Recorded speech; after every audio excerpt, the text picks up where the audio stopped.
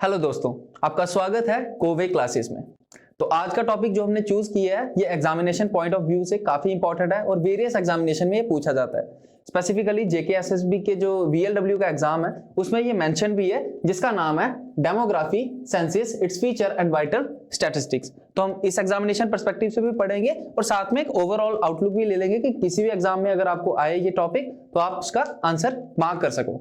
चलिए, तो सबसे पहले यहां पे हम वर्ड देखते हैं डेमोग्राफी। तो इसकी डेफिनेशन पहले पता होना चाहिए कि डेमोग्राफी चीज क्या होती है। तो डेमोग्राफी होती है जब भी हम ह्यूमन पॉपुलेशन को स्टडी करते हैं साइंटिफिक तरीकों से, उसे हम बोलते हैं डेमोग्राफी।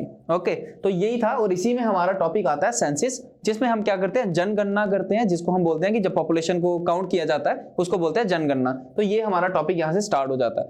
और इंडिया के पर्सपेक्टिव से जब हमने पढ़ना है तो हम किसके सेंसस के बारे में पढ़ेंगे, सेंसस ऑफ इंडिया के बारे में। ऑलराइट, तो अब हमारा ये टॉपिक स्टार्ट हो जाता है और इसके बारे में हम पढ़ना स्टार्ट कर देते हैं। चलो, तो फर्स्ट सेंसस जो हुआ था हमारा, ये हुआ था 1872 में। इसके बारे में मैं आपको साथ साथ में बताता हूँ थोड़ा थोड़ा।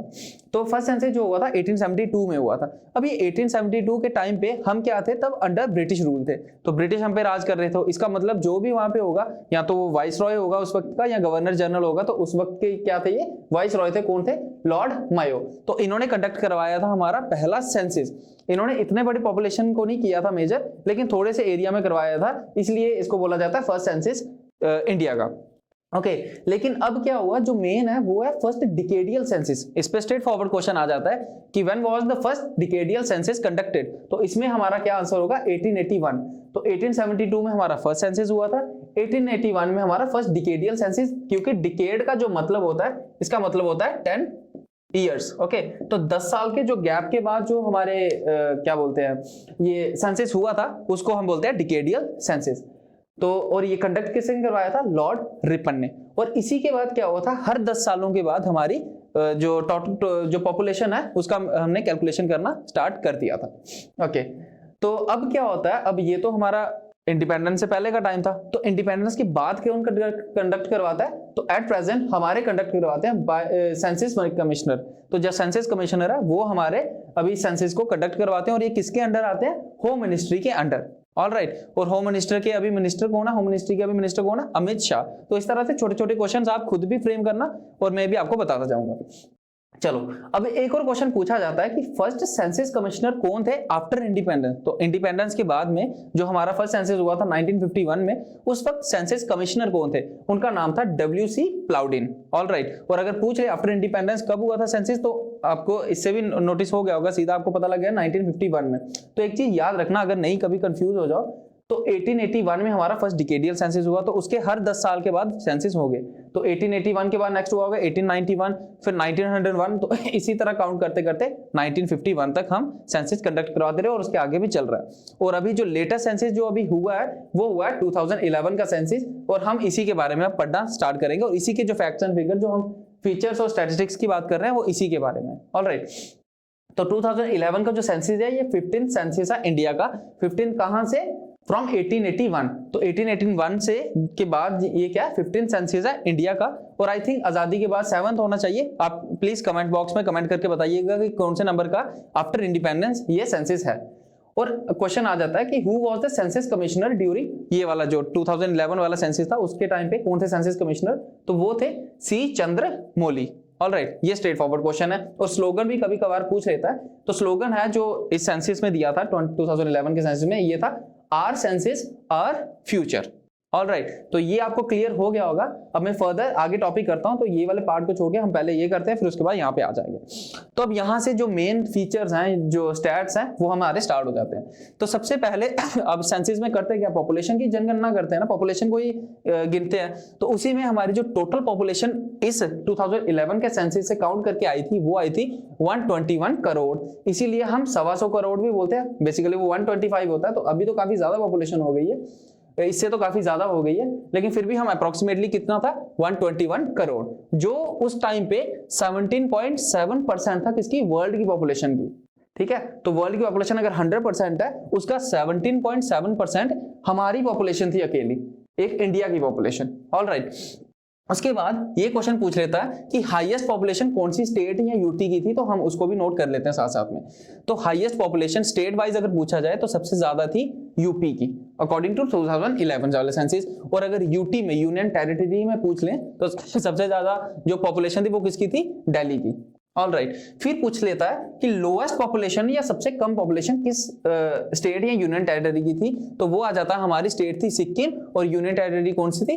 लक्षद्वीप। ऑल राइट, और कंफ्यूजन ना हो इसीलिए मैंने थोड़ा सा आपका एक और छोटा सा टॉपिक वो वहां पे किया हुआ है कि स्मॉलेस्ट एरिया वाइज स्टेट कौन सी है। कभी कभी हमें वो कर लेते हैं, गलती लग जाती है कि पॉपुलेशन वाइज तो हमें पता होता है, स्मॉलेस्ट एरिया वाइज कंफ्यूजन हो जाती है, तो मैं यहीं पे दूर कर देता हूँ।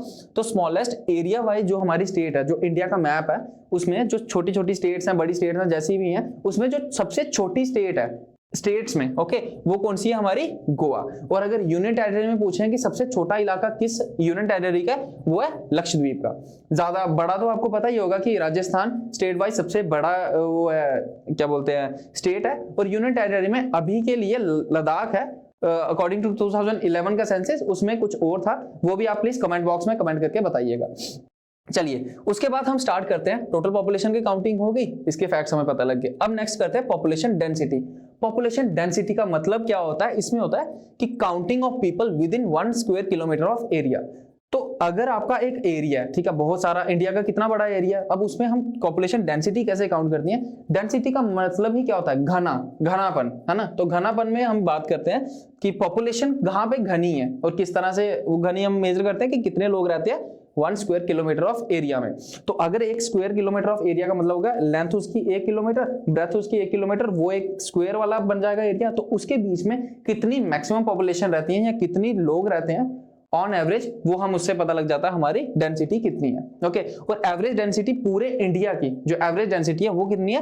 382 पर स्क्वायर किलोमीटर। ओके, तो ये भी डायरेक्ट क्वेश्चन आ जाता है कि 382 पर स्क्वायर किलोमीटर क्या है? वो एवरेज डेंसिटी है, पॉपुलेशन डेंसिटी है किसकी?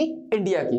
और अगर पूछ ले कि सबसे ज्यादा डेंसिटी, सबसे ज्यादा घनापन या सबसे ज्यादा लोग कौन से कम इलाके में रहते हैं, कौन सी स्टेट में रहते हैं, वो है हमारी स्टेट है बिहार। ओके, तो बिहार में पॉपुलेशन ज्यादा है लेकिन स्टेट का एरिया छोटा है, इसलिए वहां पे घनापन ज्यादा है, डेंसिटी ज्यादा है पॉपुलेशन की। ऑल राइट, और अगर यूटी वाइज पूछा जाए तो वो कौन सी है? दिल्ली। दिल्ली में तो आपको पता कैपिटल है, तो कैपिटल में वैसे भी पॉपुलेशन ज्यादा होती है, और दिल्ली का काफी छोटा एरिया लेकिन वहां पे लोग काफी ज्यादा रहते हैं पर स्क्वायर किलोमीटर। ऑल राइट, ये भी आपको क्लियर होगा। अब बात कर लेते हैं इसी में लोएस्ट की। तो अगर पूछ ले लोएस्ट डेंसिटी कौन सी, पॉपुलेशन डेंसिटी कौन सी स्टेट की है, वो आती है हमारी स्टेट कौन सी है? अरुणाचल प्रदेश। कौन सी है? अरुणाचल प्रदेश, जिसकी कैपिटल है ईटानगर। ऑल राइट, और उसके बाद लोएस्ट डेंसिटी, पॉपुलेशन डेंसिटी किसमें? यूटी वाइज, वो किसकी? अंडमान एंड निकोबार, और इसकी कैपिटल है पोर्ट ब्लेयर। तो प्लीज साथ साथ में ये छोटे छोटे पॉइंट्स होते हैं, ऑल्दो ये काफी सिंपल लगते हैं हमें, लेकिन एग्जामिनेशन जब एग्जाम हो रहा होता है तो हमें यही छोटे पॉइंट्स होते हैं जो हमें भूल जाते हैं। तो प्लीज अगर कभी भी आप ज्योग्राफी के पर्सपेक्टिव से पढ़ रहे हो या किसी भी पर्सपेक्टिव से, सबसे पहले इंडिया का मैप, उसकी स्टेट्स, उसकी लोकेशन और उनकी कैपिटल्स, ये प्लीज होता तो बेसिक है, हमें तो लगता है हमें पहले पढ़ा होगा, याद होगा, लेकिन बहुत सारे बच्चे होते हैं जिनको ये याद नहीं रहता। तो प्लीज पहले ये काम पक्का करना कि एक मैप से हम स्टेट्स की कैपिटल, उनकी लोकेशन हमें पता होना चाहिए, east west, north to south, ये हमें आइडिया होना चाहिए, तभी हम मैप पे क्वेश्चन कर सकते हैं। ऑल राइट, चलो इसी टॉपिक पे वापस आ जाते हैं। तो पॉपुलेशन डेंसिटी हमारी हो गई। अब जो नेक्स्ट टॉपिक आता है वो आता है लिटरेसी का। लिटरेसी रेट बोला जाता है। तो इसमें क्या आता है कि पढ़े लिखे कितने लोग हैं या कितने लोग हैं जो ज्यादा पढ़े हैं, कम पढ़े हैं, ये सारा हम इसी में काउंट करते हैं, जिसमें क्या आता है? Literacy rate. तो अगर जो हमें क्वेश्चन पूछा जाता है कि एवरेज लिटरेसी रेट कितना है इंडिया का, तो इंडिया का एवरेज लिटरेसी रेट है 74.04%।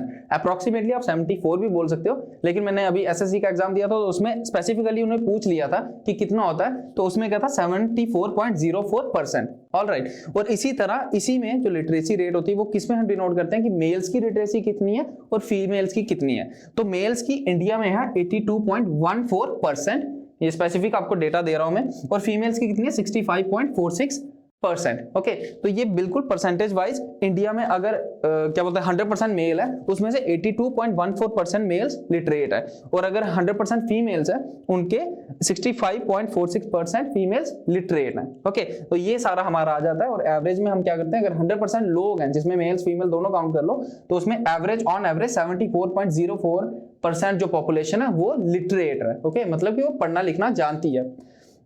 ओके अब क्वेश्चन आ जाता है कि हाईएस्ट लिटरेसी कौन सी स्टेट में है।